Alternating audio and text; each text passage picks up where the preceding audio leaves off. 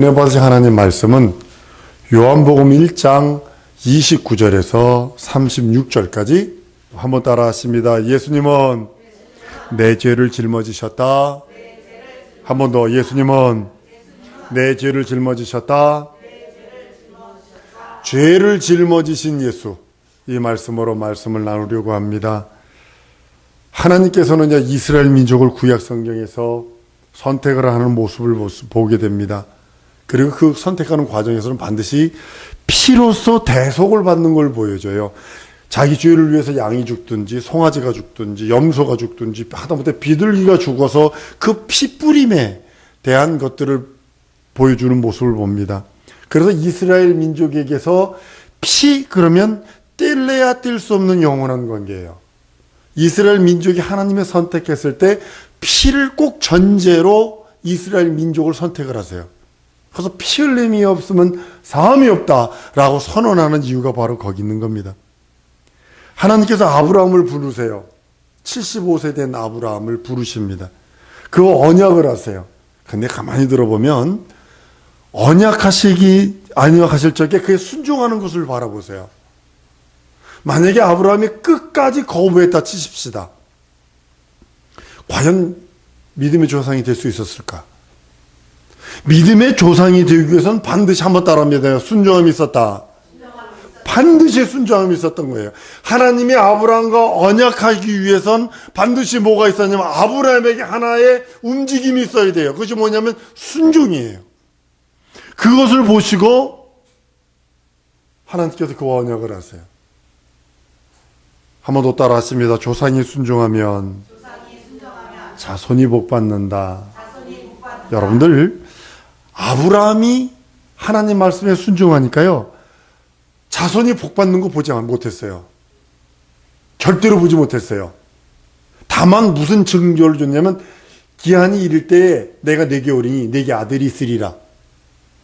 이것이 뭐냐면 하나님의 언약이 내 가정에 죽은 나무보다 못한 내 삶에 내 언약 내 가정에 하나님이 오신 아들을 주신다는 그 언약이 이루어지는 것을 보고서 뭐라냐면 하나님의 언약이 우리 후손들에게 이루어지는 것을 보게 돼요.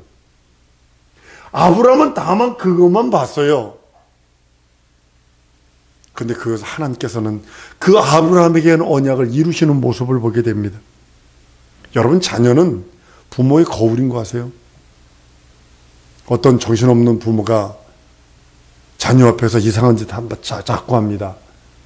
그 꼬마애가 앞이니까 모르겠지 하고서 그 일을 해요.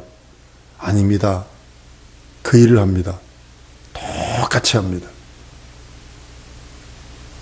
자식들 앞에서 박박거리고 싸우지요? 그러면 별거 아닌 거 가지고 애들끼리 노는 걸 카메라를 딱 찍어놨는데요. 그대로 따라하더라고요. 아버지가 뭘 확 집어던지니까 아들도 그대로 애들 앞에서 그대로 집어던지는 행동을 하더라고요. 뭐 5, 6, 7살 된 애도 아니에요. 3살. 요렇게 된 애들이 그대로 따라하더라고요. 아브라함이 하나님의 말씀에 순종하니까 그 후손들이 복을 받습니다. 하나님께서 아브라함을 택하시고 불러내십니다. 이렇게 언약을 하십니다. 난 그들의 하나님이 되리라. 그들은 내 백성이 되리라. 엄청난 축복 중에 축복입니다. 하나님이 찾아오셔서 그들은 내 백성이 되고 나는 그의 하나님이 되리라. 엄청난 축복 중에 축복입니다. 죄를 지어 저주받아 지옥 갈 수밖에 없는 인생들에게 하나님이 찾아오셔서 너의 후손이 내 백성이 되고 그들에게 내가 하나님이 되리라고 하는 축복을 아브라함에게 언약을 맺습니다. 아브라함은 그 말씀을 듣고서 순종을 합니다. 그 말씀 따라 나갑니다. 75세 된 노인네가 그 말씀에 그 명령에 순종하고 갑니다. 그 대신 말합니다. 이방에 가서 400년 동안 종 노릇할 거야. 그러다가 나올 거야. 라고 하며 언약을 베풉니다. 마침내 야곱의 70인 가족들이 애굽을 떠나서 430년 동안 종살이를 합니다. 하나님이 아브라함과 약속하신 대로 모세를 깨우셔서 때가 되니까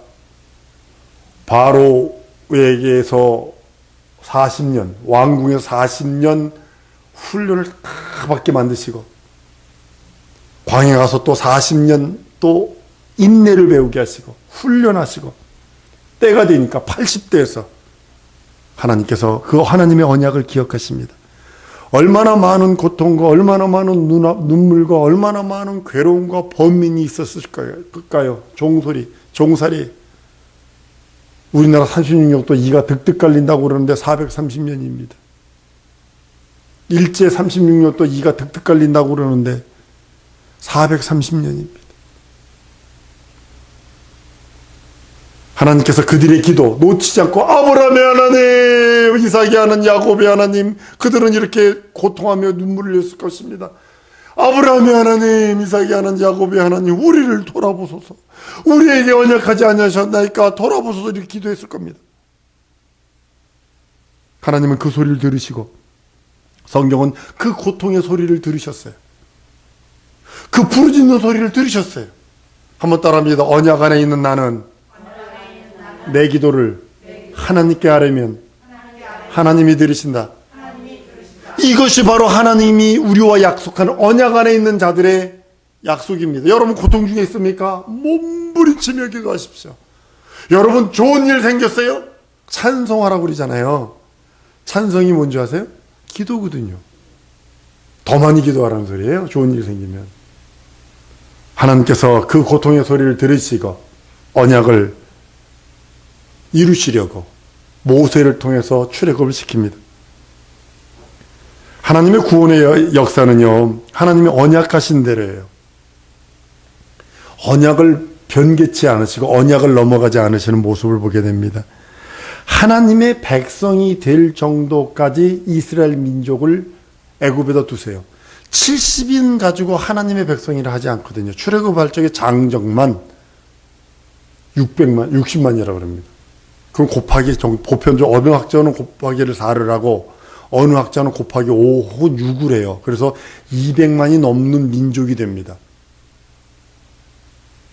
그때 주님께서 찾아오셔서, 그러니까 70인이 200만이 될 때까지는 엄청 400년 걸렸거든요. 430년 걸렸거든요. 근데도 이스라엘 민족도 대단해요. 70인이 200만이 넘는 숫자가 되려면 얼마를 낳아야 되는 거예요? 낳고 또 낳고 계속 있을 거라고요. 그래서 거기서 이제 애굽 통치에서 뽑아내십니다. 광야라고 하는 하나님이 간섭하지 않으면 절대로 살 수 없는 광야. 그걸로 뽑아내십니다. 내 백성이니까, 하나님의 백성들이니까, 저들의 하나님이니까 하나님 되심을 보이시기 위해서 그들을 광야로 뽑아내십니다. 광야교회라고 성경은 사도행전 7장 38절에 말씀을 해요. 광야교회에 있었대요. 물도 없습니다. 먹을 거 없습니다. 절대적으로 하나님이 먹이시고 하나님이 마시게 하지 않으면 절망이다라는 것을 보여줍니다. 우리 영혼이 동일하게 하나님이 먹이시고 하나님이 입히지 아니하시면 절망이다라는 걸 보여주시는 예표이기도 합니다. 광야에서요, 듣도 보지도 못하는 그 하나님께서 음성이 들려집니다. 내 백성이라, 나는 너희의 하나님이라. 들었잖아요. 아브라함의 하나님, 이삭의 하나님, 야곱의 하나님이라고 들었는데 그분이 직접 그 음성을 들려주고 그분이 직접 나타나서 내 백성이라, 내가 너희 하나님이다 선언하십니다. 하나님의 음성을 듣습니다. 그리고 하나님의 법도를 배워나가기 시작을 합니다. 이것이 지금 우리들이 교회 생활하고 있는 거 아니에요. 듣도 보지도 못했던 하나님, 교회에 와서 하나님의 음성을 듣습니다. 말씀을 통해 하나님의 음성을 듣습니다. 그리고 하나님의 법도를 배워나갑니다. 이것이 교회 생활이에요. 이스라엘 민족이 광야에서 했었던 모습을 그대로 우리들에게, 구약시대 성도는 몸으로 모든 걸 행동했습니다. 태양빛 받아가며 아주 고통당해가며 광야교회에서 모든 풍습을 이제는 다 잊어버리는 겁니다. 애굽에서 모든 풍습을 다 잊어버리는 겁니다. 전에는 듣지도 못했고 알지도 못했고 하나님의 음성을 들어본 적도 없고 거룩하게 사는 삶이 무엇인지 알지 못했지만 광야에 나와서 비로소 하나님이 현존하셔서 모세를 통하여 법을 제정하시고 하나님의 음성을 들려주시고 내 백성이라 칭하시고 하나님 직접 간섭하시고 신에서로부터 십계명을 얻어서 율법을 얻어서 하나님과 사귀는 그런 법을 배우고 속죄하는 제사를 배웁니다. 그전에는 죄가 있었는지 없었는지도 그냥 그 애굽의 법에 의해 살았지만 이제는 하나님의 선민으로서 하나님의 백성으로서 무릎 꿇으며 어떻게 하나님을 섬기며 어떻게 하나님께 나가며 제사의 법을 배웁니다. 그리고 믿음을 얻습니다. 가나안이라고 하는 믿음을 얻습니다. 양과 염소와 수송아지와 산비둘기의 피를 가지고 짐승의 피를 성별해서 하나님께 드림으로 그 피가 하나님과 화해하는 새로운 역사를, 새로운 법을 만들어냅니다. 피 없이는 아무것도 거룩하게 할 수 없어요. 히브리서 9장 22절에 율법을 쫓아 거의 모든 물건이 피로서 정결케 되나니 피 흘림이 없으면 사함이 없다라고 레위기 17장 11절에도 동일한 말씀으로 말씀을 합니다. 피로서만 성전 기구와 성전의 책들과 제사장들과 백성들이 다 거룩해졌다라고 성령은 레위기를 통해서 말씀을 합니다. 광야교회의 믿음은 피입니다. 절대적으로 피를 빼서는 광야교회가 존재하지 않습니다. 한 가지 증거도 피 없이는 이루어지지 않냐고 하나님과의 사귐, 하나님 앞에 나아감, 하나님의 뜻을 분별함, 그 모든 것도 그 피로 이루어졌다고 성경은 말씀을 합니다. 이스라엘 민족이 출애굽할 적에 맨 마지막에 10가지 재앙 중에 어린 양을 잡아서 인방과 문설주에 피를 바릅니다. 그 안에 들어가서 이스라엘 민족은 밤이 맞도록 쓴나물을 먹으며 아주 쓴나물이 먹으면요 입이 부퉁퉁 불었을 정도로 쓴나물입니다. 그걸 먹는 이유가 뭐냐면 너 절대로 잊지 마라. 이 노예 생활 430년 이거 저주의 생활 잊지 마라. 이거 신약시대 때는 뭔지 아세요? 이걸 회개라고 표현하고 너희는 절대적으로 잊지 마라. 죄의 싹은 사망인 것을 이걸 말하고 있는 거예요. 문설주와 문인방에 피를 발라서 이스라엘 민족과 애굽 사람을 구별을 격리합니다. 그 말씀 따라 피를 잡아 문설주와 문인방에 뿌린 사람들은 새벽이 될 때까지 아주 그 쓴나물을 먹으며 그 양이나 그 어린 양을 그것을 그냥 뼈 통째로 먹어가며 그 명령을 기다립니다. 새벽이 되어서 그 문을 열고 출애굽을 합니다. 동일하게 우리도 예수 그리스도 이전에 죄악을 쓴나무처럼 그 회개를 통과하고 어린 양의 그 피공로 앞에 들어가는 겁니다. 피로서 하나님께서는 430년 동안에 모든 애굽의 인연을 끊어버렸어요. 한번 따라하면서 예수의 피로 죄의 인연을 끊어버려야 된다. 그것이 뭐냐면 예수께서 끝없이 죄의 인연을 끊는 방법은 그 피로만. 애굽의 430년 노예 생활, 종 생활에 그것을 끊어버리는 유일한 방법은 그 피, 어린 양의 피로 애굽의 노예 생활을 단절시켜버리는 겁니다. 동일하게 우리가 마귀 세상에 있었던 원수 마귀 귀신 사단의 그 모든 인연을 끊는 유일한 방법은 한번 따르면 예수의 피뿐이 없다. 그걸 끊어버리는 거예요. 세상으로부터 신약교회의 영혼으로 불러내서 하나님의 자녀가 되는 권세가 있게 하는 것에 대한 모형을 그 출애굽의 그 어린 양의 피로서 말씀하고 있는 겁니다. 광야교회는 애굽으로부터 불러낸 자들이요 하나님은 이들의 하나님이 되고 그들은 하나님의 백성이 되는 거룩한 백성이 되었다라고 성경은 말씀을 합니다. 그 피를 볼 때에 그 피의 문인방을 넘는 자들이 어린 양의 그 희생의 역사를 통하여 바로의 손에서 빠져나오듯 동일하게 예수의 공로를 힘입어 그 피를 갖고 있는 자가 마귀의 손아귀에서 나와 그리스도의 자녀가 되는 그 모형이기도 합니다. 광야에 나와서 하나님을 섬기고 그분께 제사 드리고 그분께 계명을 지키는 겁니다. 80이 된 모세가 바로 앞에 섭니다. 내 백성을 보내라. 광야에서 철기를 지킬 거야. 내 백성을 보내라. 저희가 희생을 드릴 거야. 내 백성을 보내라. 광야에서 하나님을 섬기리라. 라고 하며 당당하게 얘기할 수 있었던 것은 그 언약이 있었기 때문에. 한번 따라합니다. 언약이 있기에, 약속이 있기에 나는 당당하다. 세상을 이기었노라 라고 하시는 하나님의 언약과 약속이 여러분의 심령 속에 있고 예수의 피와 예수의 이름과 예수 생명이 있기에 당당한 겁니다.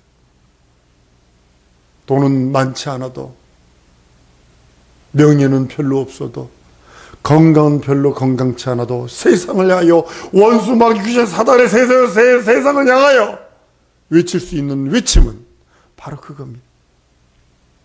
그런데 잘 들으셔야 합니다. 사랑하는 성도 여러분, 피의 문인방을 잘 넘어왔고 광야의 교회까지 나왔다 치십시다. 그런데 다시 애굽을 생각하고 하나님의 법도를 무시한 자들은 멸망받으신 거 아십니까? 여러분도 동일합니다. 나도 동일합니다. 예수의 피를 의지하여 담대하게 그리스도의 자녀가 되었는데도 다시 세상을 생각하고 다시 하나님 예수 그리스도의 법도, 예수 그리스도가 주신 그 공로, 그것을 무시한다면 멸망받습니다.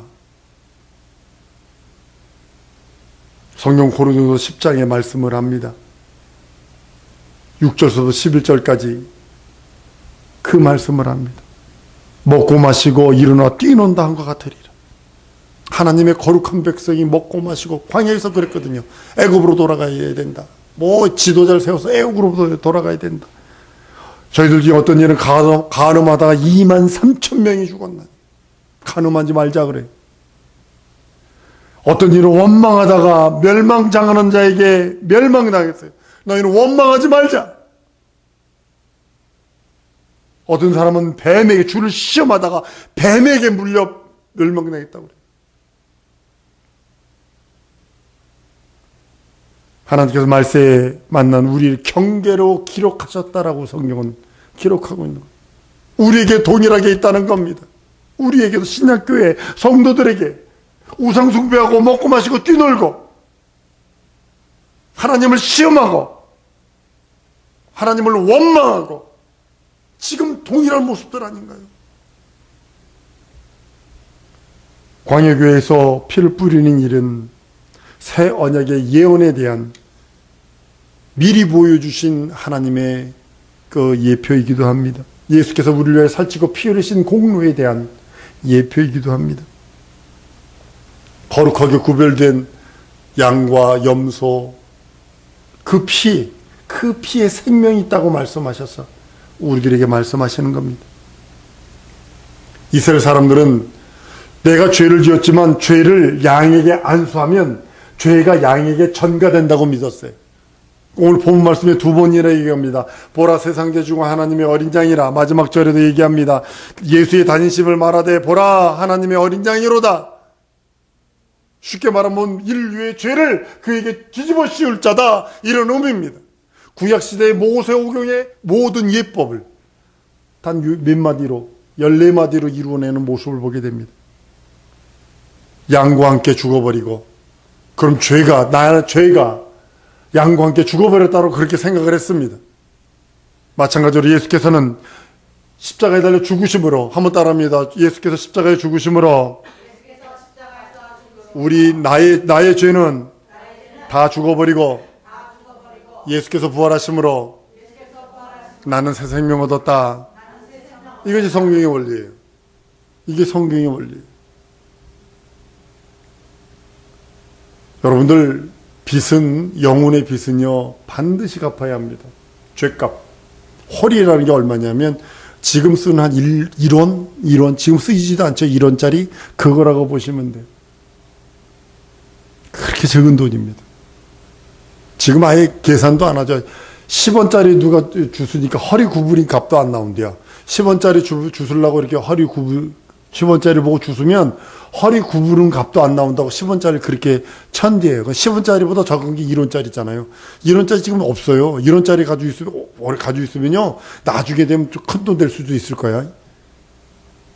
근데요, 죄는요, 죄값은요, 영원토록 영원히 갚지 않으면 나올 수 없어요. 홀이라도 갚지 않고 나오지 못하리라는 이 소리는 뭐냐면 하늘에 타락한 천사들을 용서치 않으시려는 거예요. 하나님의 계획이 거기 있는 거예요. 누가 천사를 위해 피 흘릴 주자가 없고 천사는 육체가 없길 때문에 피 흘릴 수 없어요. 다른 말로는 천사를 위해 구세주가 없다는 뜻입니다.